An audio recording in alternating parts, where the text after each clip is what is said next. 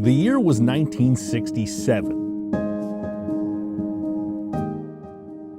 A few motivated individuals conceived an all-state track meet for students with intellectual and physical disabilities. Jim Dutcher, who led the physical education department at Billings Schools, led the charge. 5 Montana schools responded to the invitation and brought 150 students to the event. It rained and snowed and the wind blew, but everyone had a wonderful time. Bob Williamson from Billings Schools was also instrumental in those earliest days as volunteer state director. Don Byers of Great Falls joined the effort in 1969 and was named the first official state director in 1970. That was also the year that Special Olympics Montana was accredited. Byers volunteered his time for a dozen years while teaching in Great Falls Public Schools. He led Special Olympics Montana for 22 years, watching it grow from a single track meet with 125 competitors to a statewide 3-day celebration with more than 1,000 entries. But the beginnings were humble. The only sports offered were swimming and track and field. Over the course of the 1970s, Special Olympics Montana added bowling, volleyball, gymnastics, basketball, frisbee throw, and winter sports. During that time, ambitious volunteers sprouted programs across Montana and joined other early organizers, including John Skees, Bill Thomas, Jim Grant, Ray Euland, Gary Garlock, Hugh Smith, John Rollman, Sonny Holland, and Dave Oberle. They saw to it that 10 Montana athletes went to the second International Games at Chicago's Soldier Field in 1970. In 1977, Montana athletes accepted invitation to compete at the Palace of Versailles in Paris. More names emerged during that era. Gary McManus, Gene Carlson, having fun and working hard to raise funds and organize events. Annual state summer and winter games in a state basketball tournament were established.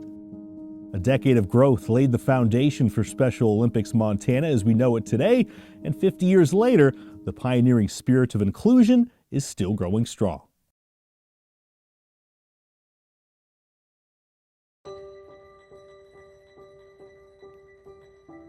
With a decade under its belt, Special Olympics Montana entered the 1980s, a robust organization reaching out to the needs of athletes with intellectual disabilities.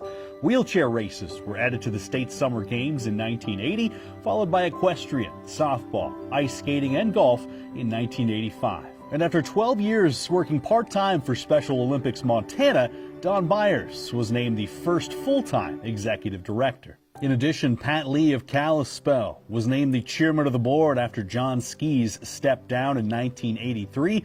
Pat orchestrated successive area winter games in Kalispell and ultimately launched the inaugural 1983 state winter games at Big Mountain in Whitefish, with 200 athletes participating. In 1981, Montana sent 12 athletes and 4 coaches to the second International Special Olympics Winter Games held in Stowe, Vermont. 4 years later, in 1985, another delegation of athletes and coaches represented Montana at the third International Winter Special Olympics game held in Park City and Salt Lake City, Utah. The 6th Special Olympics International Summer Games were held in Baton Rouge, Louisiana in 1983. 4,000 athletes from 50 countries attended, with Montana sending more than 50 athletes and a dozen coaches. During the 1987 Special Olympics International Summer Games, Montana sent a strong delegation to South Bend, Indiana, returning with medals and memories for a lifetime. During this decade of the 1980s, Special Olympics Montana increasingly came to understand that athletes had gifts to share with all of us. Through their hard work, determination, team spirit, and compassion for others, they inspired all of us to be our best selves on and off the playing field. A growing list of volunteers was emerging too, including Sharon Haney, Joe Del Petroni, Cindy Ruffner from Butte, Wyann Northrup from Missoula, Rosie Combs from Great Falls, Jim and Joanne Cack of Bozeman, Nick Cladis of Billings, and Lowell Bartels from Helena. This is just a small sampling of dedicated volunteers who have continued to move the organization into the future. As the program grew, so did the need for more resources, both human and financial. During the decade of the 1970s, Special Olympics was funded primarily by the Montana Jaycees. They continued their statewide support into the 80s, but in 1981, the Montana Knights of Columbus began their ministry with Special Olympics Montana, serving local, area, and state-level programs. The Oddfellows and Rebeccas during this time also began donating their time, money, and talent. Others included Burlington Northern Foundation, D.A. Davidson, and Steinhaus Softball Association. The groundswelling of support during this time was amazing. Hundreds of supporters stepped up to ensure programming for Special Olympics Montana athletes. In 1985, the Montana Law Enforcement Torch Run was launched in support of Special Olympics Montana. Their charge was to create public awareness, understanding, and help secure critical funding to support sports and training opportunities for the athletes. Through efforts from hundreds of officers and scores of agencies across Montana, the Law Enforcement Torch Run has blossomed into a major fundraiser for Special Olympics Montana, running more than 2,000 miles annually and hosting polar plunges, Tippecanoe, billboard sits, and many other events. The Torch Run has raised nearly $8.4 million since its inception. The officers of the Law Enforcement Torch Run stand true to their mission. Special Olympics affirms achievement and self-worth by every individual, sharing a keen philanthropic interest to help uplift people in need. In 1988, the Dennis and Phyllis Washington Foundation established a partnership with Special Olympics Montana through generous financial and employee volunteer support. Through their faithful stewardship of Special Olympics Montana over the years, the Washington Foundation has extended our reach to more eligible athletes while expanding opportunities for athletes to train for life through sports. As evidenced in the 1980s, the power and influence of community, families, coaches, volunteers, sponsors, and donors was the catalyst for helping Special Olympics Montana become a highly regarded and highly effective organization to serve the greater good and people with intellectual disabilities who aspire to living out their hopes and dreams like everyone else.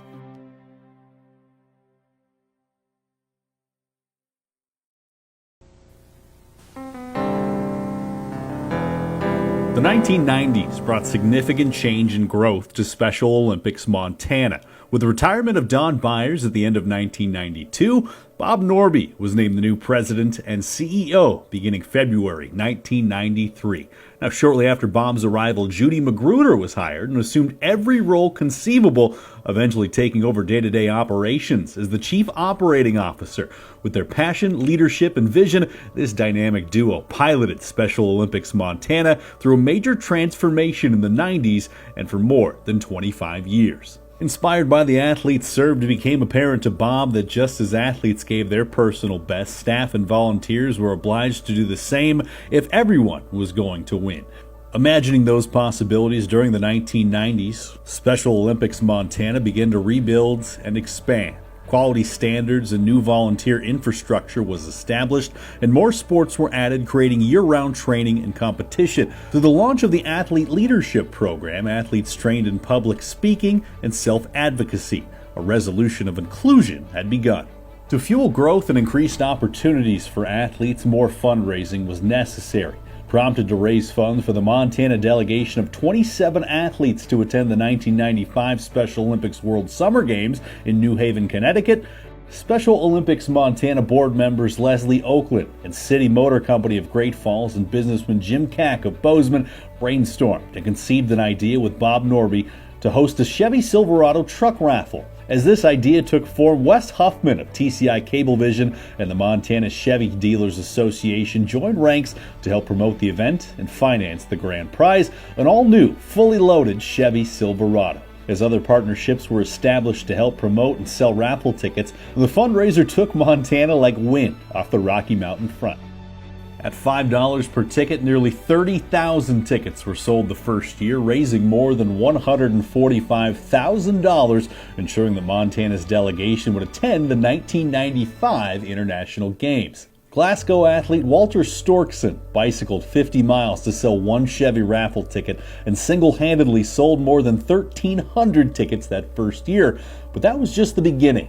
While partnerships have changed and evolved over the years, After 26 consecutive years hosting the Chevy Raffle, Special Olympics Montana has raised $14.5 million from $5 ticket sales, thanks to our founding premier sponsors, City Motor Company of Great Falls, Denny Menholt Chevrolet of Billings, and MTN, Montana Television Network, along with retail outlets Town Pump, Pizza Hut, Tire-Rama, and the Knights of Columbus, who have sold many tickets, and an army of dedicated volunteers in communities all across the state. Special Olympics Montana now serves more than 180 local programs. As program operations expanded, unified basketball, where athletes with and without intellectual disabilities come together to train and compete, was introduced at the 1995 state basketball tournament. This same year, cycling was added.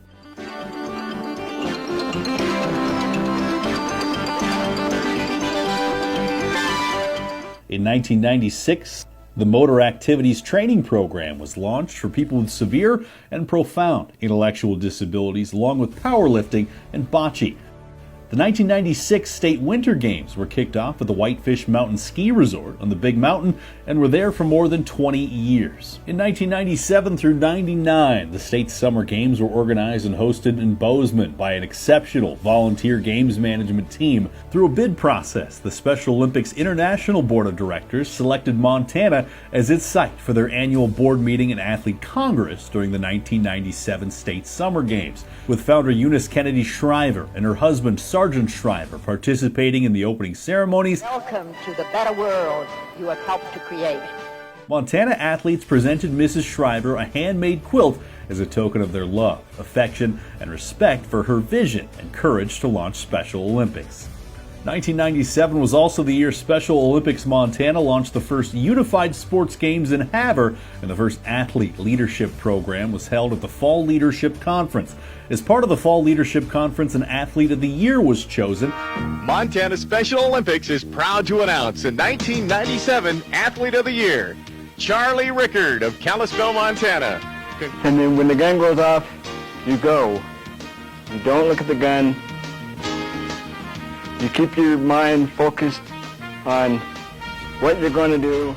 In 1998, snowshoeing was added to the winter sports lineup, and as programming expanded beyond sports to include health, education, and community building initiatives, Helena athlete Keith Sinnis became our first trained global messenger, sharing his story and becoming an effective advocate for his peers. The following year, 9 more athletes were trained as global messengers. Over the years, more than 225 Montana athletes have been trained as global messengers for the movement. Special Olympics Montana was honored by Special Olympics International when CEO Bob Norby was invited to South Africa for 3 months to rebuild their national program. It was also the year when our official name became Special Olympics Montana, formerly known as Montana Special Olympics. The decade finished with cross-country running being added as a sport, the first law enforcement torch run plunge held in Whitefish, and 44 Montana athletes competing at the Special Olympics World Games in North Carolina. The reception in North Carolina was warm and very much appreciated. And yes, Montana was here too. How's it been so far, everybody?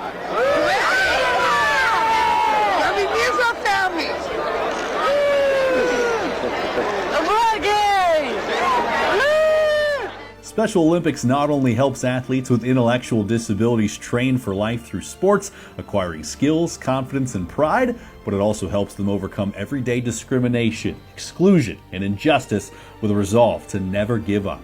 Indeed, athletes are not unlike the rest of us. They too wish to belong to a community, to be accepted, valued, and appreciated, and to be labeled able. As Special Olympics athletes win, communities win. As Special Olympics athletes become more whole and complete, so do our communities.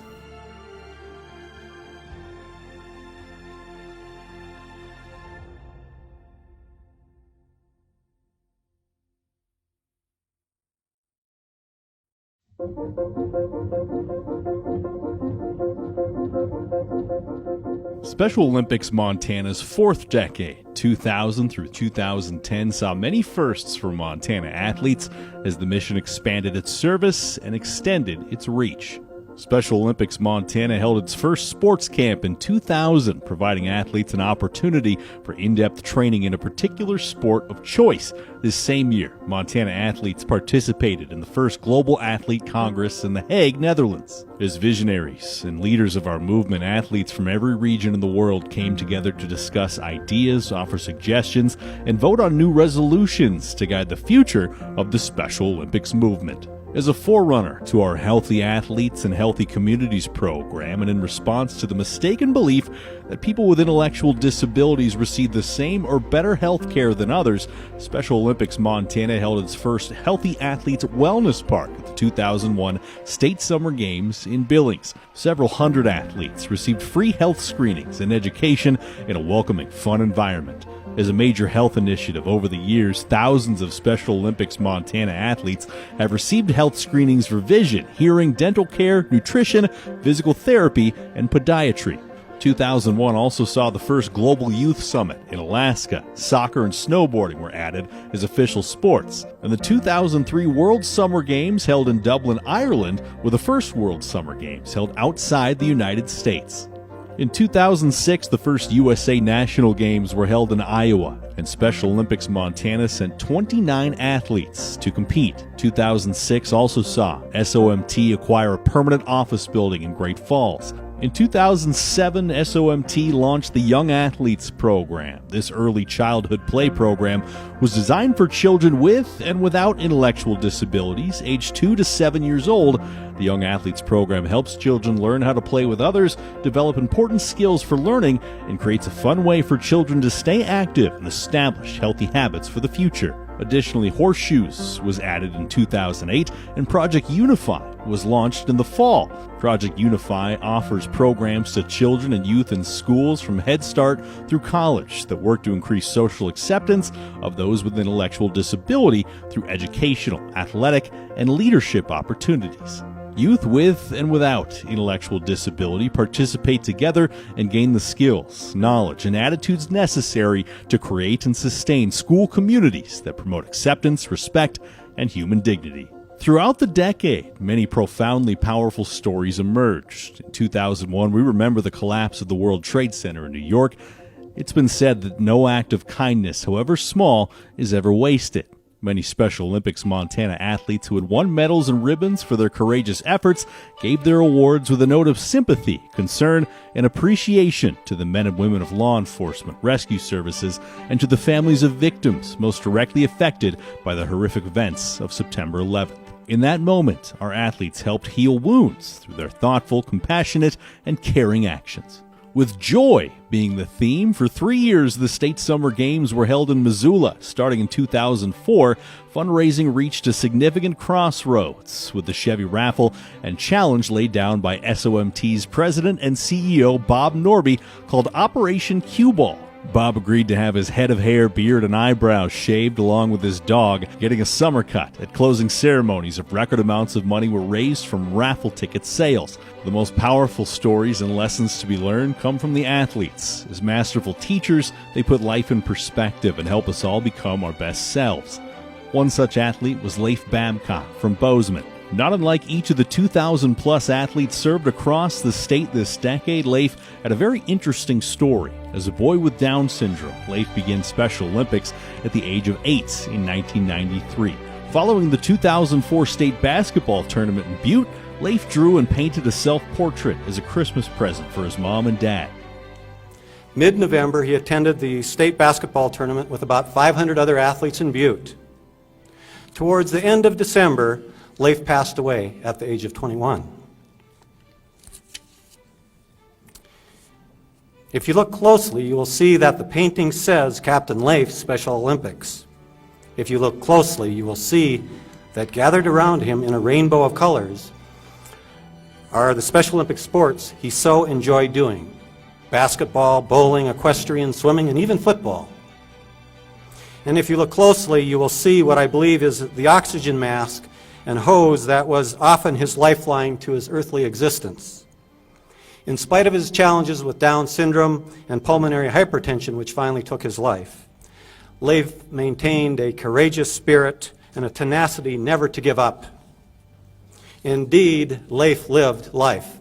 After Leif passed away, his parents sent a copy of his self-portrait to SOMT, along with a note that read, "Thank you so much for the support and friendship you have shown Leif and our family over the years. Leif loved everything about Special Olympics, from the outfits to the dance to the games, the lights, the friends, you name it. Special Olympics events were always looked forward to by our family because of all it provided for Leif." To illustrate another powerful story of the decade, 29 athletes attended the first national games in Ames, Iowa. They included powerlifters, bowlers, swimmers, and a basketball team represented by the Lincoln County Wolfpack. One very inspiring athlete on the basketball team was Sean Foote. The national games theme was Compete, Empower, Unite. Sean did all three. He gave his personal best, competing with all his heart. He reminded us that it's not so much the skill as it is the will to succeed. Sean also empowered the Wolfpack team when he took a shot from the free throw line and scored 2 points. He reminded us that perseverance has its rewards and empowers others to never give up. And perhaps most importantly, Sean helped unite the team and unite the world when he made a basket. While Sean was not the tallest guy on the court nor the fastest, he was among the most determined and one of the most inspirational players. By Sean's example, he brought together opposing teams and opposing cheering sections and created one family of humanity that reminded us what can be accomplished when we believe in each other and give each other a helping hand. Indeed, believing is the first step in achieving. As an athlete-centered and family-based program during the decade of the 2000s, Special Olympics Montana transformed the lives of athletes, families, and communities, making a world of difference in a world that all too often is indifferent to people with intellectual disabilities.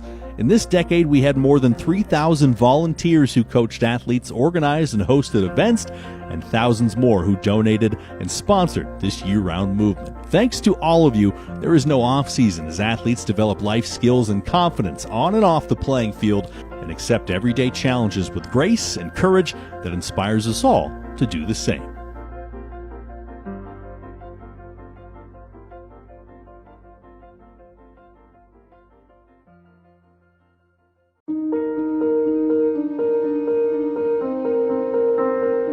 "2020 marks Special Olympics Montana's 50th anniversary. Throughout the past decade, beginning 2011, Special Olympics Montana continued to stretch, challenge, adapt, and grow. Not without significant obstacles, SOMT took inspiration from the athletes who model perseverance with grace and gratitude every day.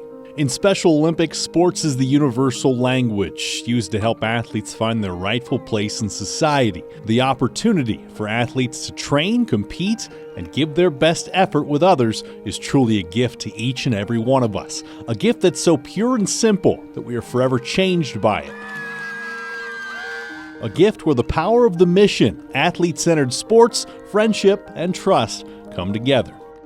As a movement that has no off-season, Special Olympics celebrates these gifts every day and all year long. As an athlete-centered, family-based, volunteer-driven, and sponsor-supported movement, Special Olympics depends on the generosity of individuals and communities to help athletes with intellectual disabilities find their voice, to help change the conversation, and to help champion communities of inclusion.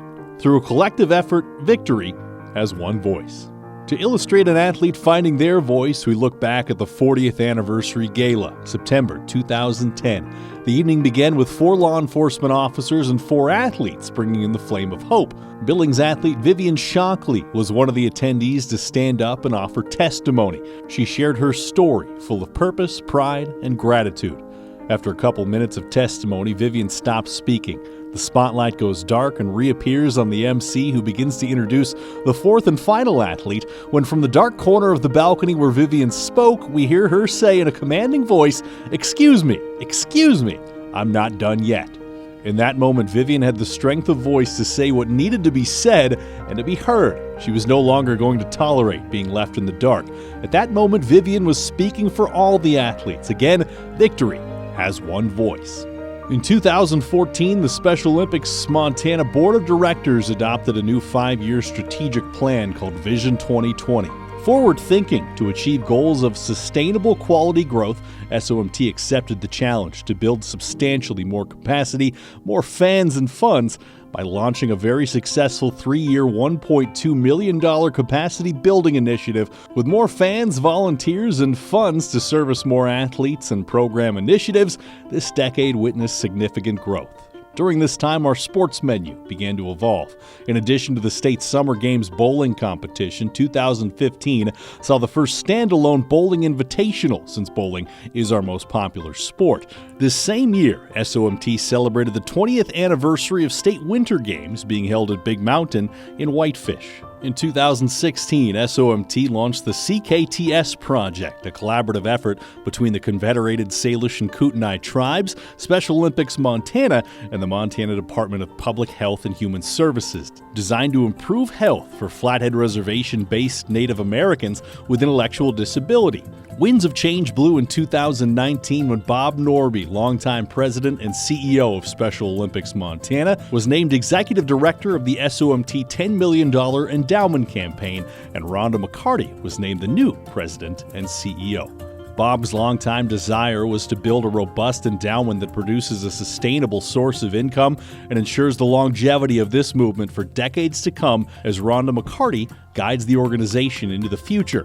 As of 2020, the endowment campaign has raised more than $5.5 million.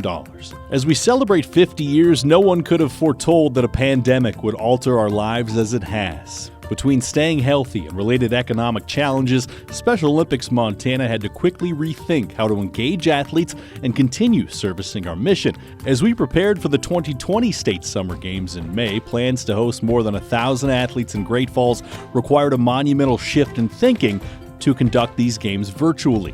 While the games looked considerably different, everyone, including volunteers and coaches, embraced the athlete motto and were brave in the attempt, as athletes trained and competed virtually from their home communities all across the state. After participating in competition virtually over 4 event quarters and 9 weeks, athletes received digital award certificates at the closing ceremony, making the best of our circumstances with one voice. And once again, we find that victory has one voice. Eunice Kennedy Shriver once said, "There is no joy like the joy of unleashing the human spirit. There is no laughter like the laughter of those who are happy with others. There is no purpose nobler than to build communities and acceptance for all. This is our glory." From several hundred athletes in the beginning 50 years ago, Special Olympics Montana now serves more than 3,400 athletes in 18 Olympic-type sports, with over 1,500 coaches and 5,300 volunteers annually. Today, Special Olympics Montana is at the epicenter of a peaceful but resolute revolution of inclusion, where we play unified to live unified. Along with more than 170 nations and 5 million athletes globally, we help to transform the lives of athletes, their families, and entire communities. We help everyone become their best selves. So as we look to the next 50 years, how might you be a part of the revolution of inclusion? How might you be your best self? How might you help transform the lives of the athletes we serve so that they are welcome and have their rightful place in society? What legacy will you help create? We invite you to not only make a difference, we invite you to be the difference. Join us now and help make a world of difference today. Congratulations, Special Olympics Montana athletes, fans, and volunteers on this, your 50th anniversary.